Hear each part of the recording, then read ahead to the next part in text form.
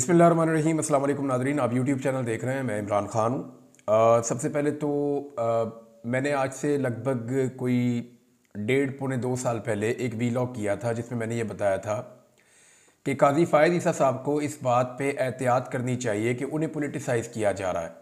मैंने आपको ये बताया था अपने वीलॉग में, अपने अगवा होने से पहले मैंने ये वीलॉग किया था। उसमें मैंने कहा था कि काजी फ़ायद ईसा पाकिस्तान में चीफ़ जस्टिस बनने जा रहे हैं, लिहाजा उन्हें हर किस्म की सियासत से अपने आप को दूर रखना चाहिए। और पॉलिटिकल पार्टीज़ अपनी सियासत के लिए उनके नाम को इस्तेमाल कर रही हैं, ख़ास तौर पे PMLN पीपल्स पार्टी, ये उनको मुतनाज़ बना रहे हैं और वो चीफ़ जस्टिस बनने से पहले ही तनाज़ात का शिकार हो रहे हैं।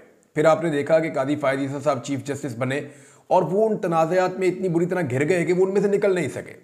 फिर एक के बाद एक काजी साहब वो चीज़ें करते रहे कि अब तारीख में हमेशा के लिए उनका नाम लिखा जाएगा एक मुतनाज़ चीफ जस्टिस के तौर पे। उनके दौर को एक स्याह दौर के तौर पे याद रखा जाएगा। काजी फ़ायद ईसा साहब जिस दिन रिटायर हो रहे हैं, पाकिस्तान की तारीख में पहली मरतबा वकला उस दिन यौम निजात मना रहे हैं। ये चीज़ें पहले कभी किसी चीफ जस्टिस के साथ नहीं हुई जो इस वक्त काजी फ़ायद ईसा साहब के साथ होने जा रही हैं। अब जस्टिस याह्या अफरीदी साहब को भी इस हुकूमत ने उनके चीफ जस्टिस बनने से पहले ही मुतनाज़ कर दिया है। अब ये तो उनका कंडक्ट तो तय करेगा, जब वो आएंगे तो वो किस तरह केसेस उठाएंगे, कैसे वो फैसले करेंगे। वैसे तो उनसे बहुत सारी पावर्स वापस ले ली गई हैं। वो एक ऐसे चीफ जस्टिस हैं जिनके पास माजी में जो चीफ जस्टिस रहे हैं उनसे कम इख्तियारात होंगे जस्टिस याह्या अफरीदी साहब के पास, लेकिन उन्हें पहले ही मुतनाज़ बना दिया गया है, जैसे काजी फ़ायद ईसा साहब के साथ हुआ था। यानी MQM ने, पीपल्स पार्टी ने और नून लीग ने उन्हें पसंद किया और उन्हें चीफ जस्टिस बना दिया। जिन 2 जजेस पे फौकियत दी गई जस्टिस याह्या अफरीदी साहब को, उन 2 जजेस में क्या कमी है इसके बारे में किसी के पास कोई जवाब नहीं है। जस्टिस मंसूर अली शाह साहब ने कहां पे क्या गलत किया, किसी के पास कोई जवाब नहीं है। जस्टिस मंसूर अली शाह साहब वो जज हैं जिन्होंने जस्टिस काजी फ़ायद ईसा साहब का भरपूर साथ दिया था जब इमरान खान साहब के दौरे हुकूमत में उनके खिलाफ रेफरेंस दायर किया गया था। आज बहुत सारे लोग कहते हैं कि वो रेफरेंस दुरुस्त दायर किया गया था, उस पर कार्रवाई होनी चाहिए थी, हालांकि उस दौर में सारे काजी फ़ायद ईसा साहब के साथ खड़े हो गए थे। जस्टिस मंसूर अली शाह साहब ने काजी फ़ायद ईसा साहब पे एहसान किया तो वो मुझे याद आ गया वो मामला कि जिस पर एहसान करो उसके शर से बचो। तो काजी फ़ायद ईसा साहब ने बाद में ऐसे हालात पैदा किए कि आईनी तरमीम हो सके, तमाम रुकावटें आईनी तरमीम में दूर की और उस आईनी तरमीम का नतीजा ये निकला कि वही जस्टिस मंसूर अली शाह साहब जिन्होंने काजी फ़ायद ईसा साहब के ऊपर एहसानात किए हैं तवील तरीन, वो जस्टिस मंसूर अली शाह साहब अब चीफ जस्टिस ऑफ पाकिस्तान नहीं बन सकते। अच्छा, मंसूर अली शाह साहब में क्या खराबी थी या प्रॉब्लम क्या थी, ये तो हुकूमत ने बताया ही नहीं। जस्टिस मुनीब अख्तर साहब में क्या प्रॉब्लम थी, ये भी हुकूमत ने नहीं बताया।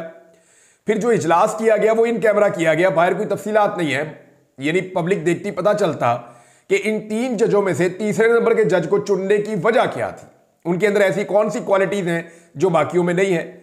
अब यह कहा जा रहा है नून लीग की जानिब से कि जनाब ये जो सुप्रीम कोर्ट के अंदर एक डिवीजन है उसका शिकार नहीं हुए जस्टिस याह्या अफरीदी, तो ऐसा तो नहीं है। ये तो फिर जस्टिस मुनीब अख्तर साहब भी किसी डिवीजन का हिस्सा नहीं है। जस्टिस मंसूर अली शाह साहब ने दोनों तरह के फैसले दिए हुए हैं। बहुत सारे फैसले उनके ऐसे हैं जो काजी फ़ायद ईसा साहब को पसंद होंगे और बहुत सारे ऐसे हैं जो उनको पसंद नहीं होंगे।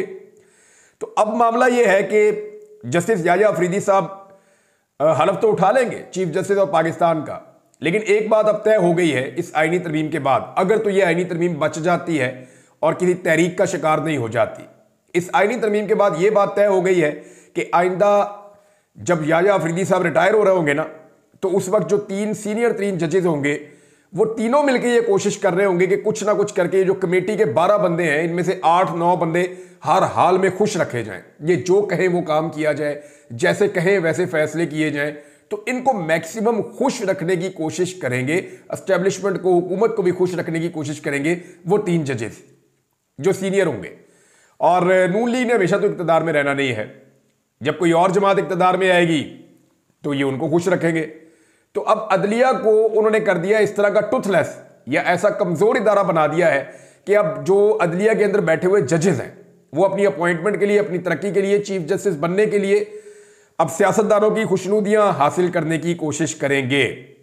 ये जनाब अब तक की सिचुएशन है। मैंने यहां पे आपको बताया जस्टिस मंसूर अली शाह साहब बहरहाल उम्रे पे जा रहे हैं। वो जो फुल कोर्ट रेफरेंस है, काजी फ़ायद ईसा साहब जब जा रहे हैं तो इनका एक फुल कोर्ट रेफरेंस आएगा। तो काजी फायद ईसा साहब के उस रेफरेंस में जस्टिस मंसूर अली शाह साहब तो शामिल नहीं हो रहे, और इसके बारे में बहुत सारे लोगों की अपनी राय है। जो कोर्ट रिपोर्टर थे वो कहते हैं जो काजी साहब ने किया या जो उनका रवैया था या जिस तरीके से उन्होंने अपना टाइम गुजारा, बाकी जजेस को भी चाहिए कि वो ना आए। ठीक है, काजी साहब जाएं, जान छूटे।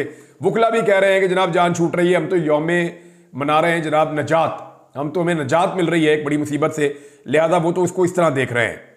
एक और नाज़रीन बड़ी डेवलपमेंट है और इसको जो है वो शेयर किया मैंने जहाँ से देखा, मोहित पीरजादा साहब ने शेयर किया, कुछ और लोगों ने शेयर किया, और ये बैनुल अक़वामी कुछ जरीदे हैं, अखबार है ड्रॉप साइट और इसके अलावा कुछ और है, उन्होंने बताया जी कि अमेरिका में एक डेवलपमेंट हुई है, बल्कि 2-3 डेवलपमेंट हुई है अमेरिका में, क्योंकि अमेरिका में इलेक्शन करीब आ रहा है तो वहाँ बड़ी तेज़ी से डेवलपमेंट्स हो रही हैं। जो अभी हुआ है मैं आपको बता देता हूँ, और ये बड़ी डेवलपमेंट है पाकिस्तान को लेकर। अमेरिका के 4 कांग्रेसमैन हैं और इनके नाम भी यहाँ पे लिखे हुए हैं, और इनका ताल्लुक अमेरिका की डिफरेंट स्टेट से है।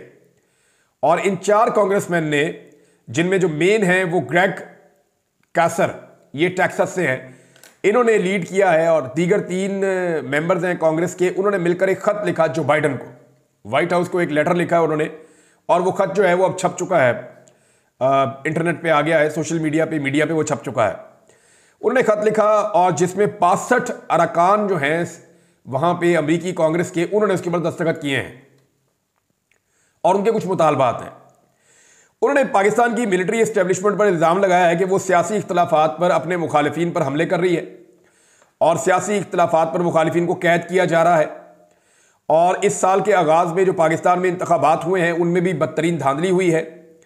और ये लेटर उन्होंने बुध के दिन लिखा है, जो पहुंचा है जो बाइडन के पास।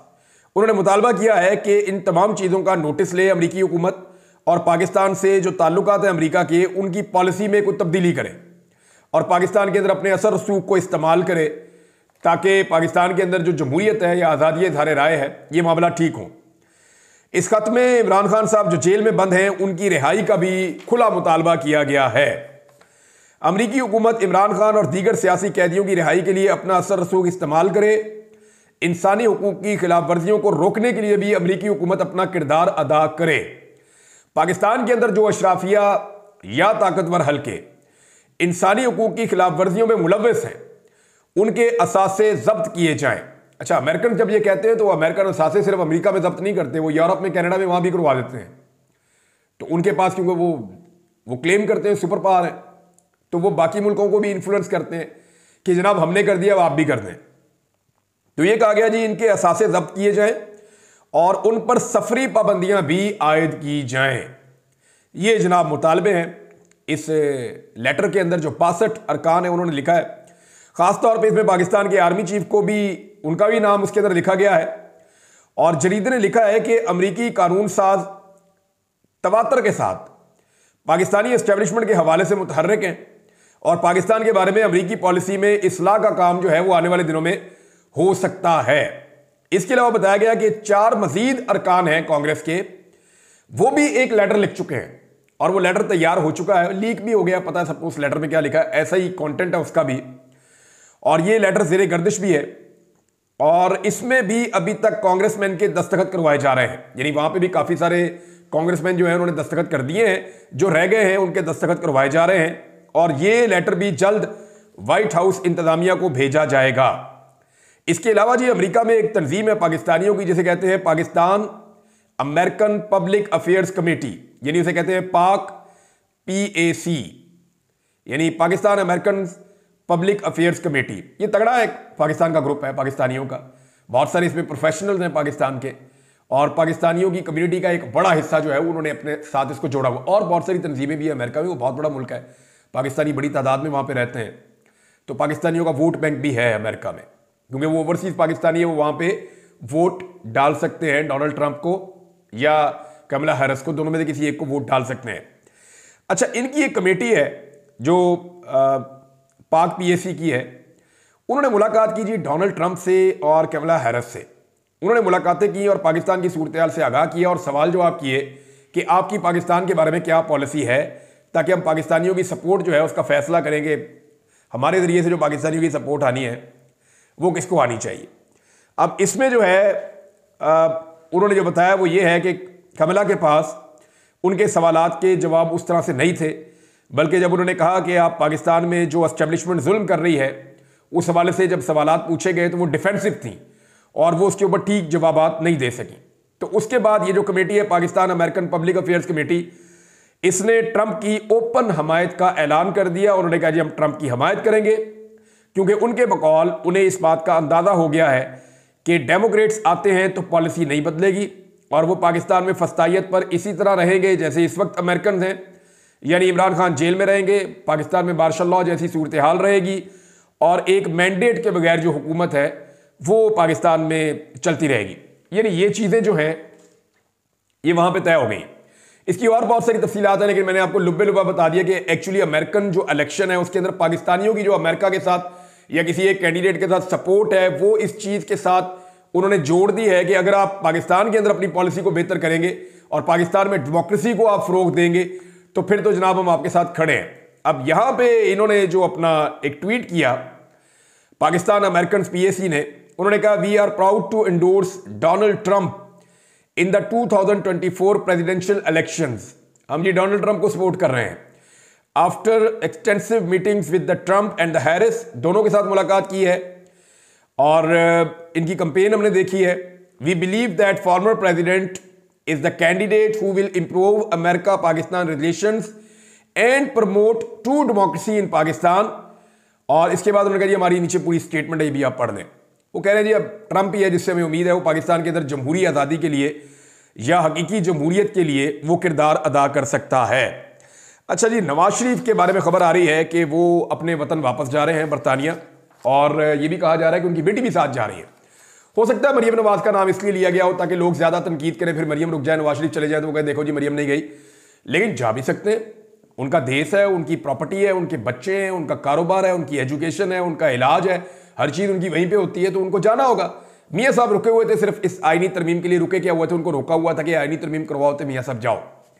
तो मियाँ साहब जनाब ये आईनी तरमीम करवाने के बाद अपने देश जा रहे हैं बरतानिया, और उनकी बेटी भी हो सकता है जा रही हो। लेकिन मैं आपको हालत देखें पंजाब की ये है कि म्यू अस्पताल के अंदर आवाम का मुफ्त इलाज बंद कर दिया गया है और कुछ यूनिट्स जो है उनके अंदर अब काम नहीं हो रहा। वजह यह है कि फंड्स की अदम फराहमी है।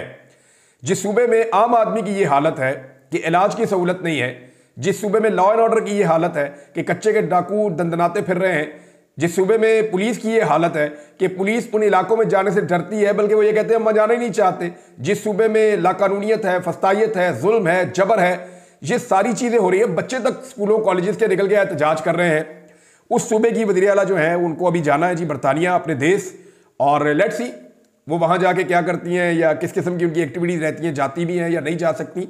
बहरहाल नवाज शरीफ साहब तो अपने वतन वापस जा रहे हैं। 1 साल पहले वो आए थे, उन्होंने आकर कबूतर उड़ाए, फिर बाद में हमने देखा उनके तोते उड़ गए, उनका भाई वज़ीर आज़म बन गया, उनकी बेटी जो है वो डील करके वज़ीर आला पंजाब बन गई। जाली 47 के ऊपर हुकूमत बनाने के बाद झंडे गाड़ के मियाँ नवाज शरीफ साहब पाकिस्तान से बाहर जा रहे हैं। झंडे गाड़ने का लफ्ज़ मैंने क्यों बोला?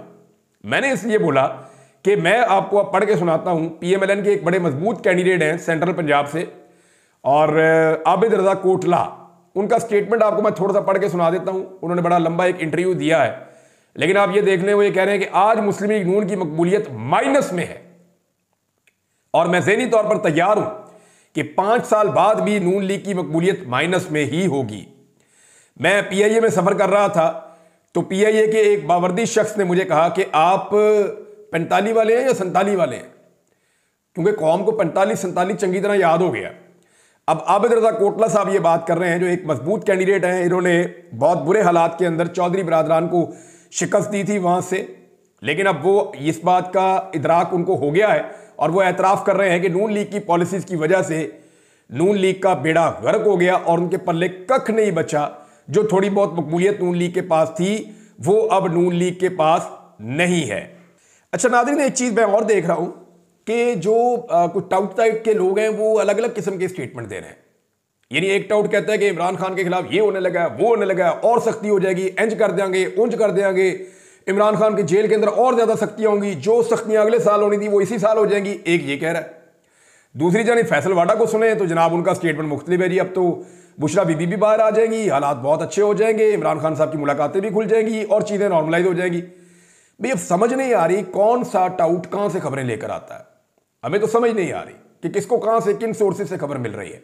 एक बिल्कुल इस तरफ चल रहा है, एक बिल्कुल इस तरफ चल रहा है। तो इससे आपको अंदाजा होता है कि एक्चुअली जो एस्टेब्लिशमेंट है वो भी कंफ्यूज है कि इमरान खान का करना क्या है। इमरान खान इतनी बड़ी एक मुसीबत बन चुके हैं इनके लिए, इतनी बड़ी बला बन चुके हैं इनके लिए कि उन्हें समझ नहीं आ रही कि इस आदमी का हल निकालें क्या। जो मर्जी कर लो वो हार मानता ही नहीं है। यानी आईनी तरमीम के बाद जब बैठ के दोबारा सोचा कि क्या हासिल किया, तो पब्लिक तो आज भी उनसे खुश नहीं है। जब भी अवाम का मामला आता है वहां पे इनको शिकस्त हो जाती है। मुस्तफा नवाज खोखर साहब ने एक स्टेटमेंट दिया, ये इन हालात के अंदर पूरा एक जायजा अगर आप ले सूरत हाल का, तो मेरे ख्याल में एक मुकम्मल स्टेटमेंट है। उन्होंने कहा अब इस बात में कोई शुबा नहीं रह गया कि आईनी तरमीम लाने का वाहिद मकसद मंसूर अली शाह को चीफ जस्टिस ऑफ पाकिस्तान बनने से रोकना और अदलिया पर कंट्रोल हासिल करना था। सीनियरिटी के उसूल की नफी करके हुकूमत ने एक और बहरान के बीज बो दिए हैं, जो आने वाले दिनों में पहले से जारी बहरान को मजीद गंभीर बना देंगे। जनाब, ये वो चीज़ें हैं जो इस वक्त पाकिस्तान में हो रही हैं, मैंने आपके साथ शेयर कर दी है। बाकी चीज़ें आपको बाद में बताएंगे। अब तक के लिए इतना ही। अपना ख्याल रखिएगा, अपने इस चैनल का भी। अल्लाह हाफिज़।